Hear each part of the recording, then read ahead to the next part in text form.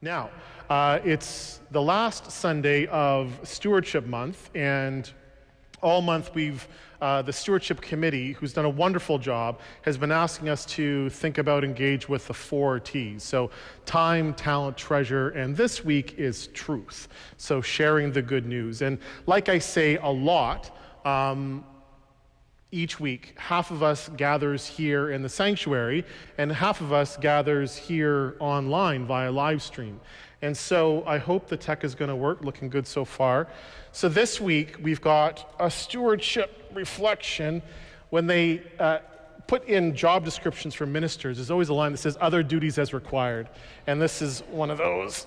So our stewardship reflection is from Jamie Naessens, who she and her husband Larry joined the church last year, and I've gotten to know them a little bit. And Jamie is also one of our online worship hosts, and also very interested in helping us grow our online community. So this is about a 4-minute reflection from Jamie, and hopefully the tech works okay. So Paya, over to you.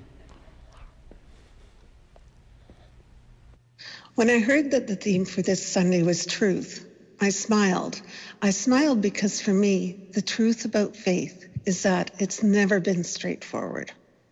My truth is that I grew up in the church. I sang in the junior choir, performed in every Christmas pageant, and in Sunday school we learned that we had a friend in Jesus. We made Christmas trees from the folded pages of old Reader's Digest magazines, and Miss Jackman gathered us to sing Jesus Loves Me, the words neatly printed on poster paper for us to follow along.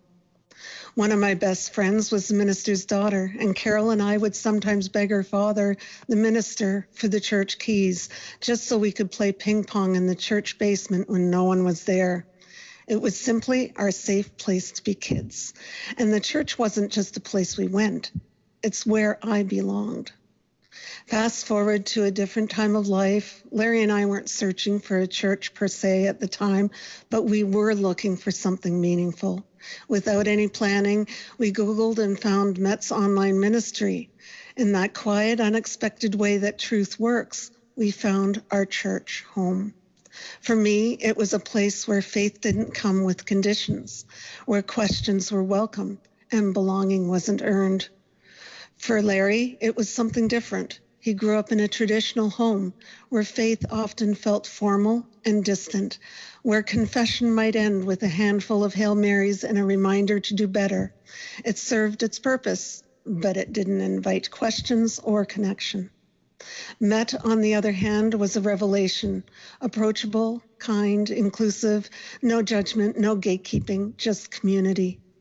And for me, that inclusivity means everything.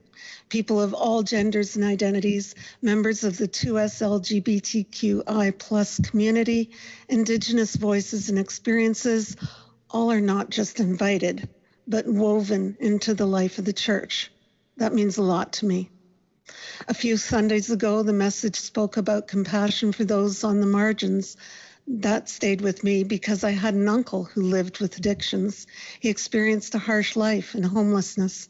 He passed away about 25 or 30 years ago now, but it's possible he may have received warmth or support from Met in those days, a warm meal, a simple kindness. Knowing that this church extends compassion in those ways means a great deal. And so when I think about stewardship, I think about what it means to keep that kind of welcome alive, to make sure the next person who wanders in, online or in person, can find the same truth we found, that church can still feel like home. There's a story in the Bible about a widow. We don't even know her name. She offered 2 small coins, all that she had. She had no power, no privilege, and few resources. Just 2 modest coins and a heart willing to give them. It wasn't the size of her gift that mattered, but the spirit behind it.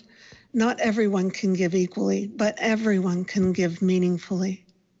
Maybe your 2 coins look different. One might be financial, a small offering given with love.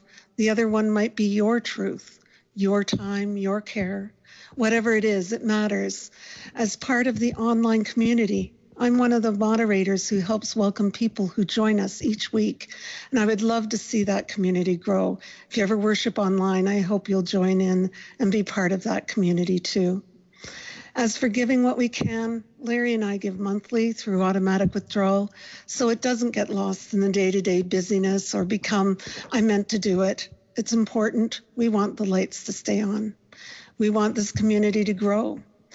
So here's the ask. If Met has become a home for you, in person, online, or somewhere in between, I invite you to consider giving what feels right for you. Your 2 coins, whatever they are. Help keep Met's community alive.